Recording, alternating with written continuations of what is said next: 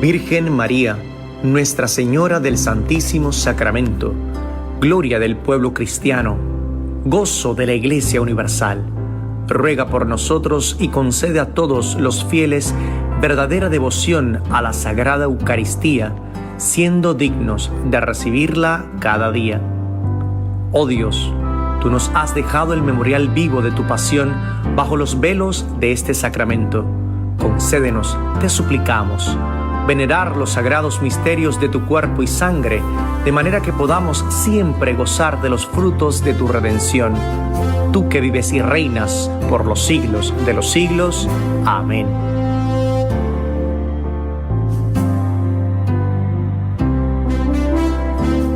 El Señor esté con ustedes. Y con su espíritu. Proclamación del Santo Evangelio según San Mateo. Gloria a ti, Señor.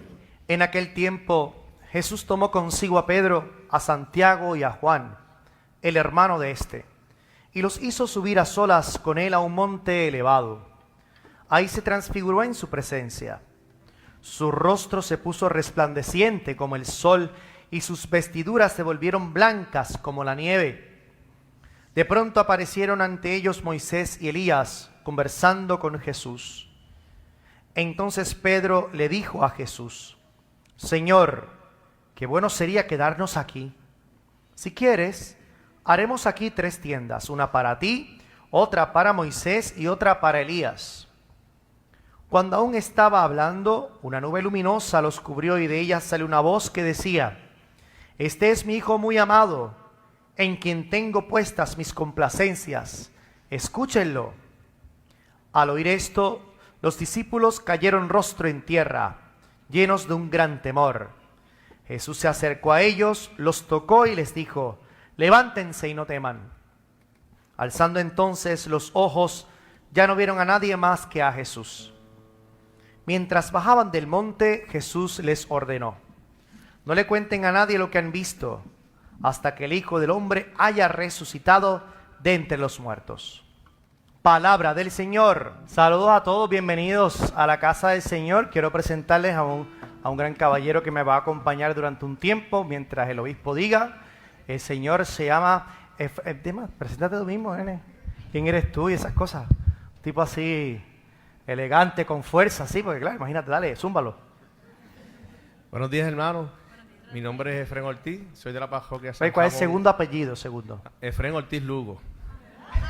Claro, ¿qué pasa? Dale. Soy de Juanadía, la parroquia San Jamón Nonato. El Señor me ha llamado, ¿verdad?, al diaconado. Pues por ahora somos acólitos. Me ha enviado el obispo junto, ¿sabes?, con la comunidad para estar aquí en comunidad con ustedes y en ayuda, ¿verdad?, del Padre. Pues nada, estaremos conviviendo aquí y pues aquí estaremos, si Dios lo permite, hasta aquel día, ¿verdad? Y estamos siempre a la orden y le damos un aplauso de bienvenida. Quiero aclarar lo que él dijo. Él dijo que es acólito, no alcohólico, sino acólito. El acólito es uno de los ministerios laicales que se reciben, acólito y lectorado. Primero el acolitado, que es el que tiene, digamos, la formación autorizada y, digamos, también la institución por parte de la Iglesia para servir en el altar. Están los ministros extraordinarios, que son acólitos extraordinarios, y él es un acólito ordinario, es decir, él no tiene por qué estar renovando su servicio en el altar porque ya él tiene el ministerio de forma permanente, que es lo que en otros momentos se le ha dado también a los hermanos cheos. Eso se reserva a laicos que vamos a recibir la ordenación diaconal y presbiteral, pero también se le reserva a laicos que van a recibir en su momento la ordenación diaconal, pero no transitoria, sino permanente. Yo la recibo transitoria, recibo el diaconado en transición al presbiterado, y él tiene su señora esposa, tiene sus hijos y tiene sus nietos, con lo cual él se quedaría en el diaconado. Su señora esposa debe estar por ahí. Shirley, ¿dónde está? Shirley, póngase de pie porque una sin el otro no es nadie. Hace un aplauso, bienvenida a Shirley. Shirley también es una mujer sencillamente, por supuesto, más extraordinaria que su marido. Y ella trabaja directamente con Monseñor Blay. Así que bienvenida, Monseñor. Y sobre todo saludos a Monseñor Blay. Bien, pues estamos contentos, hermanos, porque ya estamos en el segundo domingo del tiempo de la Santa Cuaresma y nuestra comunidad se van viendo signos de mucha esperanza. Por ejemplo, la Girl Scout, tenemos 2 hermanos más que están haciendo el retiro de Juan 23 este fin de semana. Ayer le dimos la bienvenida a ese grupo también que ha hecho el movimiento de Emaús en nuestra comunidad, que comienza precisamente en nuestra parroquia. Y esta mañana también estuvimos consagrando a 4 hermanos nuevos a la Cofradía del Sagrado Corazón de Jesús. Con lo cual hay mucha gracia de Dios derramándose y tenemos que ir viendo cómo Dios nos va acompañando en el camino, en un camino que es penitencial pero que termina en gloria. Y fíjense por qué el Padre Orlando está diciendo que esto es un camino penitencial que termina en gloria. Pues porque estamos en el tiempo de la Santa Cuaresma y hoy, en el segundo domingo del tiempo de Cuaresma, la Iglesia nos adelanta el final. Fíjense que es importante que de vez en cuando estamos metidos dentro del boquete y del hoyo y de los problemas, nos recuerde a alguien el final, es decir, el propósito por el cual yo paso un tiempo de prueba e incluso de sufrimiento. Fíjense que hoy la Iglesia me regala lo que llamamos en la teología bíblica una de las epifanías del Señor. Hay varias, podemos mencionar 3. El día de la Epifanía, digamos, el día de los Reyes Magos, que le conocemos popularmente, pero que litúrgicamente se llama el día de la Epifanía. Epifanía es igual a manifestación. Dios se manifiesta en el día de Reyes, que llamamos, a todos los pueblos como el Rey, Señor y Salvador de todos, a través de las figuras de los magos de Oriente, que tradicionalmente recibimos como los 3 Reyes Magos. Luego hay una segunda Epifanía, que es en el bautismo del Señor, donde se escucha la voz de Dios según el testimonio evangélico y nos dice, este es mi Hijo muy amado. Y hoy tenemos una tercera Epifanía en el Evangelio. Entonces se oyó una voz hablando, una nube luminosa los cubrió y de ella salió una voz que decía, este es mi Hijo muy amado. Es la tercera vez que se pone en boca del Padre la palabra de que Jesús es su Hijo muy amado. Primero lo señala, es este y no otro, no es otro Dios, es este. Sí, esto es importante para nosotros que estamos en una sociedad donde no conocemos dónde está Dios. Bueno, pues el mismo Dios Padre me dice a mí que Cristo es su Hijo muy amado. Algo importante tendrá que decirnos Jesús, que es Dios Hijo. Pero no solamente el Padre me dice que Jesús es su Hijo muy amado, sino me da un mandamiento. ¿Sabe que conocemos tradicionalmente cuántos mandamientos son? 10 mandamientos, ¿verdad? Pero hay muchos más mandamientos. Son 10 mandamientos que hemos heredado de las tablas de Moisés. Pero mandamiento significa algo que manda. ¿Y qué dice el Señor? Dice, escúchenlo. En este tiempo de penitencia de la Santa Cuaresma, para mantenernos firmes en el proceso de conversión, hay que aprender a escuchar aquel que es el final y propósito de mi existencia. ¿Y qué es lo que Él me revela al final? Él se transfiguró. Es decir, Jesús hoy me adelanta que Él resucitará y me dice, sigue caminando, sigue para adelante Efraín, sigue para adelante María, adelante Juan 23, adelante Girl Scouts, porque después de todo un proceso de sacrificio, de formación y de mucha fuerza en nuestro interior, el Señor nos regalará plenitud. La resurrección significa plenitud. El cristiano comienza el tiempo de la Santa Cuaresma buscando plenitud en su vida. Y hoy el Señor nos adelanta el final para animarnos. Y estamos casi recién comenzando.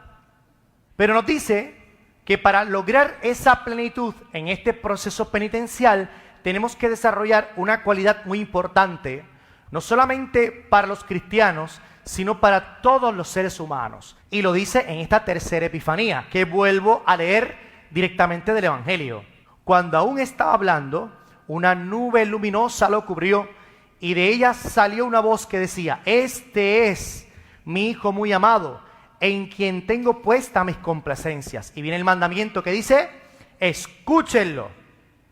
Y en mi opinión, querido hermano, querida hermana, que está aquí presencialmente y los que nos siguen a través de las redes sociales, nos cuesta conocer a Dios, nos cuesta alcanzar plenitud en nuestra vida, porque cada vez menos tenemos desarrollada la destreza de saber qué. Díganle ustedes, cobardes, escuchar. Usted no se da cuenta, por ejemplo, bueno, no voy a decir José y Ivette, porque después tú sabes, te pongo en vitrina, pero bueno, está bien, José, ¿ves? ¿Tú no te das cuenta que las peleas que pobrecito Ivette siempre te está encima de ti? Pobrecito porque normalmente los esposos son los que más sufren en este proceso, ¿verdad? Chanti, compórtate, ¿ok, Chanti? Okay, te estoy viendo desde acá, Pobre Mario, Mario es un santo. Mira como gritaron todas las que están al lado tuya, que son como tú. Hermanas, cuñadas, todas que están juntas. No, ¿verdad? No, sí. Bueno, tú déjame callarme. Vamos a concentrarnos. ¿No se da cuenta que muchas veces en nuestro hogar las peleas nacen porque no nos sabemos escuchar?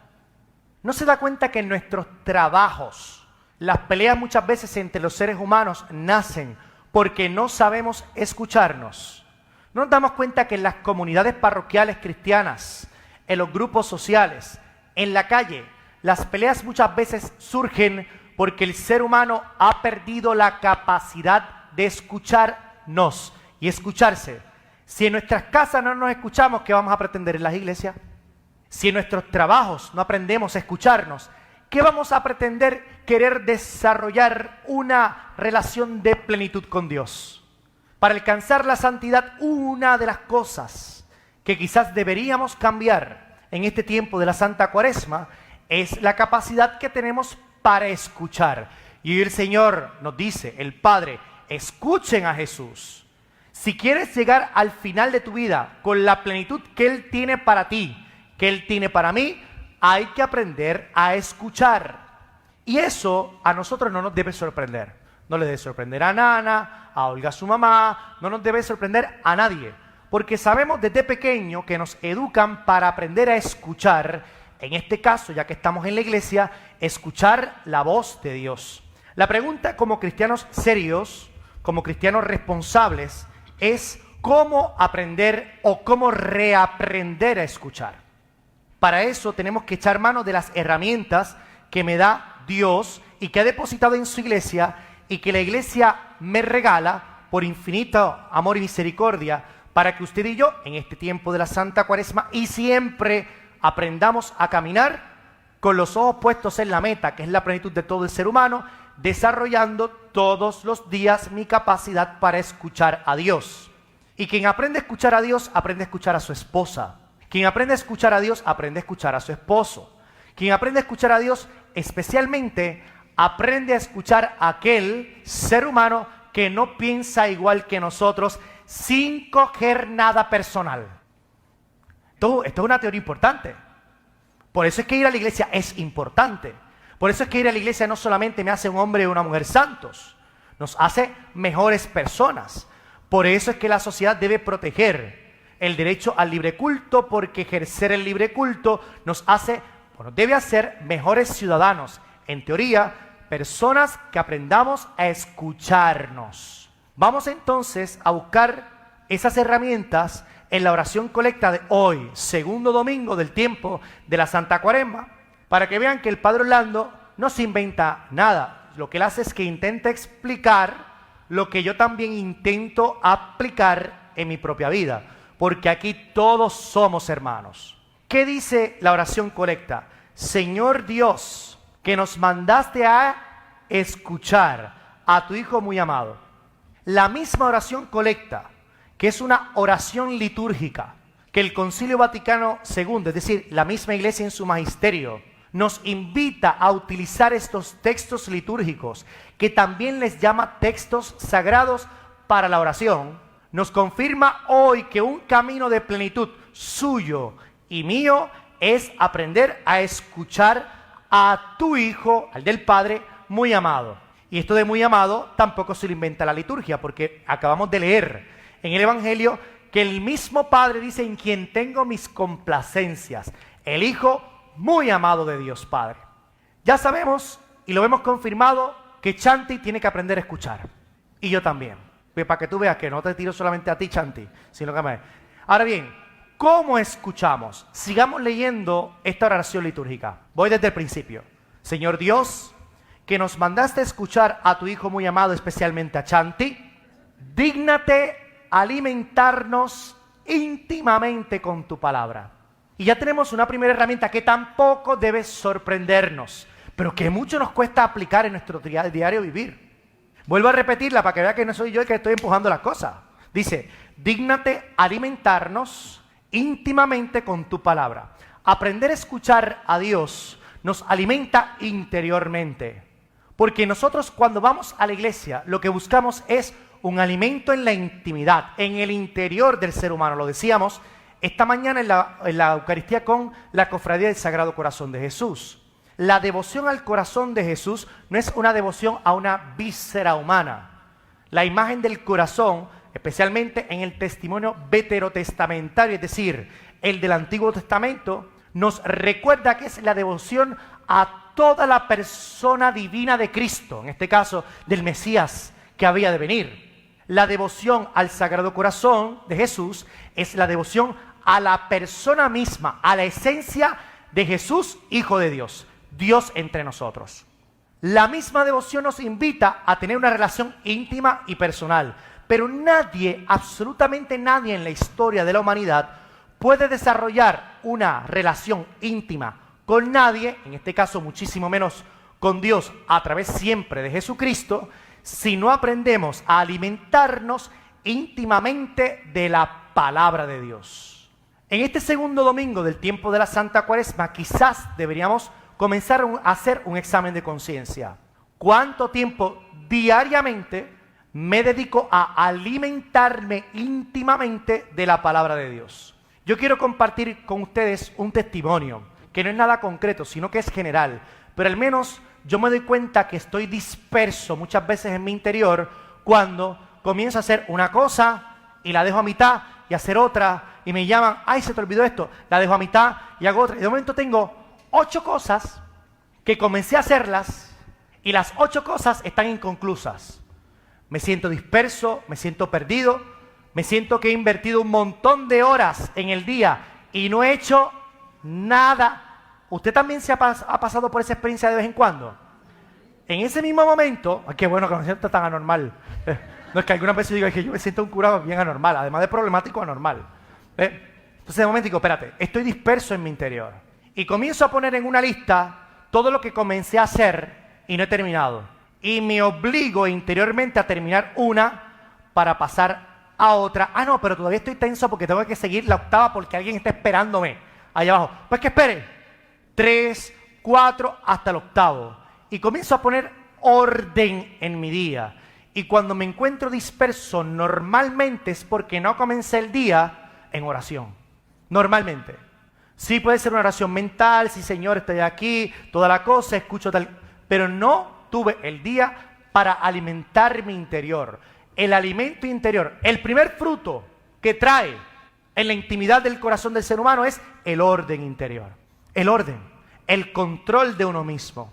Ese control de uno mismo es fruto del alimento espiritual que yo todos los días debo buscar, especialmente con la palabra de Dios, es decir, con la Sagrada Escritura, no simplemente cogiendo polvo en la sala en el Salmo 23, sino abriéndolo todos los días en el Evangelio del día, estudiando, yendo al círculo de oración, yendo a las reuniones de Juan 23, yendo al círculo de la renovación carismática, yendo al grupo de jóvenes, y allí voy escudriñando, aprendiendo que la palabra de Dios se aplica en mi vida, y de momento voy teniendo un segundo fruto además del de la paz. El segundo fruto es la segunda herramienta que hoy la iglesia me quiere regalar, y lo dice la oración colecta. ¿Cuál es ese segundo fruto? Dígnate alimentarnos íntimamente con tu palabra. ¿Para qué? Aquí viene. Ya purificada nuestra mirada interior, la paz trae como fruto la pureza de mirada en mi interior. De momento, Nana y yo estamos hablando, yo no me he alimentado de la palabra de Dios en mi corazón, y Nana me dice cualquier cosa, y yo, quiero brincarle encima a Nana. Enfogonado por cualquier cosa, qué sé yo. Mira, estás despeinado. Pues eso ya lo sé. ¿Ves? ¿Ves que me emociono? Ya lo sé. Entonces de momento, como no tengo paz ni control en mi interior, quiero brincarle encima a Nana a decirle cualquier cosa que incluso la pudiera ofender. Pero de momento, cuando de momento yo me alimento de la palabra interior y busco paz en mi interior, de momento Nana me dice, padre, estás despeinado, tienes la moña parada. Y yo digo, pues sí, así fue que yo lo quería. Y ya no me molesta. Y ahí comienzo a discernir lo que es una broma, lo que es un coraje de la virtud, y en vez de actuar con violencia, actúo con mayor tranquilidad de conciencia, con mayor control en mi interior. Evito el chisme, evito siempre la rutina que en el fondo desgaste el alma y desgaste el corazón. La pureza en la mirada interior me ayuda especialmente a discernir lo bueno de lo malo, para que con fuerza deseche lo malo y con fuerza también haga lo bueno. Fíjense que esto es importante, hermanos. El Señor me da luz en mi interior para desechar con fuerza lo malo y actuar también con fuerza en lo bueno. Necesitamos católicos, hombres y mujeres, que actuemos con fuerza en lo bueno también. Porque el boricua le dice aplatanado. Yo no quiero católicos aplatanados. Bueno, yo qué rayo. Lo menos que importa en esta vida es lo que yo quiera. Sino, Dios no quiere católicos aplatanados. Dios quiere católicos que podamos alimentarnos en nuestra vida interior con la palabra de Dios y de esa forma saber distinguir lo bueno de lo malo para apartar con fuerza lo malo de nuestras vidas y actuar con fuerza también en lo bueno. Necesitamos católicos, hombres y mujeres, que actuemos con fuerza, desechando lo malo y también actuando en lo bueno. Y por último, hay una tercera herramienta, que nuevamente se la voy a compartir de la liturgia, porque no es inventada, Vivian, esto no es así. Señor Dios, que nos mandaste escuchar a tu Hijo muy amado. Ya sabemos que escuchar a Dios es lo más difícil, pero es lo más necesario para el ser humano. Dígnate alimentarnos íntimamente con tu palabra, para que ya purificada nuestra mirada interior, ahí viene, nos alegremos en la contemplación de tu gloria. Ada, tú por favor puedes hacer algo y aguantarme esto. Ya que tú siempre vas a misa a dormirte, pues ahí te aguantas. No, es que como te veo con gafas, no sé si estás despierta o dormida. Nos alegremos en la contemplación de tu gloria. Y yo quisiera explicar esto desde mi experiencia para que entre todos nos podamos alegrar con esto. Yo de momento quiero arrancarle la cabeza a Ada, pero como me alimento de la palabra de Dios, me controlo. Desecho con fuerza lo malo y actúo con fuerza en lo bueno. Por eso yo la amo y yo la quiero, yo la protejo, yo la llevo de chinchorreo y a comprarse las cosas que a ella le gusta. ¿Por qué? Porque yo amo verla feliz. A mí me encanta verla feliz. Ahora bien, cuando me doy cuenta que esa obra buena en el fondo me ayuda a mí a crecer como ser humano, a decir, oye Orlando, es que hay mayor alegría en dar que en recibir. Oye Orlando, es que mira cómo nos hemos convertido en grandes amigos y yo la amo tanto que yo la quiero, ustedes lo saben. Aquí yo no quiero cuenta con Ada, yo la quiero como una tatarabuela. Y eso nadie lo va a quitar en nuestra vida. Y al quererla de momento, mi vida, y con todo respeto lo digo, no tendría hoy sentido si Ada no estuviera en mi vida. Si Miriam, que está en el cielo, no hubiese estado en mi vida. Si Emaús no hubiese estado en mi vida. Si Juan 23 no hubiese estado en mi vida. Si todas esas personas que trabajan todos los domingos y todos los días de la tiendita Santa Gema no hubiesen estado en mi vida, si Lirios del Sur no hubiese estado en mi vida, si Pámpano no hubiese estado en mi vida, si Ponce no estuviese estado en mi vida, sin Coamo, sin Camoy, sin Carolina, no hubiesen estado en mi vida. Eso es lo que hace mi propia historia personal.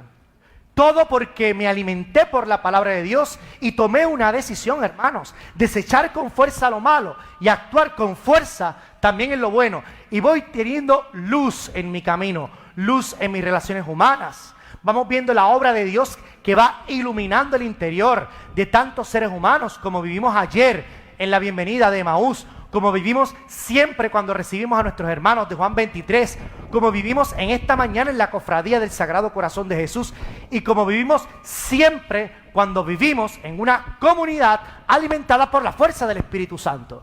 De momento veo todo lo que hace Dios en mi vida, todo porque tomé una decisión, vivir con Cristo con seriedad, vivir con Cristo aguantándome mis pasiones desordenadas, tomando una decisión de respetar a mi esposa, de respetar a mi esposo, de respetar a mi vecino y respetar a quien piensa distinto a mí, de enmendar también mis problemas y mis pecados, enmendarlos también. Todo comienza con una decisión y ahí me doy cuenta que en mi vida, incluso los momentos más difíciles, siempre hay una luz que ilumina mi camino, siempre. Póngase a pensar, cuando nos dejamos iluminar por la palabra de Dios, cuando miramos interiormente con una mirada purificada en nuestro interior para desechar lo malo y actuar con fuerza lo bueno, nos damos cuenta incluso que los momentos de dificultad que los cristianos llamamos momentos de cruz, siempre han sido momentos en donde yo he podido crecer, madurar y en definitiva resucitar. Eso es transfigurarnos. Que la gente no entienda eso en Puerto Rico, lo respetamos, porque cada cual tiene su proceso. Usted tuvo el suyo, yo tuve el mío, y lo menos que a mí me gustaba era que me impusieran la religión y la práctica cristiana. No quería que me la impusieran, yo quería descubrirla. Por lo tanto, aprovechemos esta Santa Cuaresma para descubrir la belleza de Dios sin vivir ninguna imposición, pero tomando decisiones importantes en nuestras vidas. Decisiones que en el fondo transforman todo y nos hacen dar un testimonio público. ¿Cuál es el testimonio público? El que le decía ayer Emaús, rostros transfigurados. ¿Usted sabe lo que es un rostro transfigurado? En su rostro aliviado, en su rostro alegre, es un rostro agradecido. En el fondo es un rostro alegre, porque todo lo que he vivido en mi vida lo he podido ver, desde una mirada interior purificada como fruto de haberme alimentado por la palabra de Dios. Lo he entendido, como dicen los psicólogos actuales, lo he encajado en mi vida y todo eso es parte de mi propia historia personal.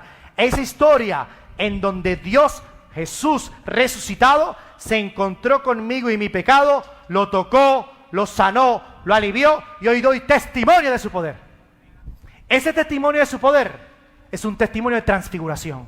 Es un testimonio que anima a otro a decirle, estás pasando por momentos de prueba, sigue caminando.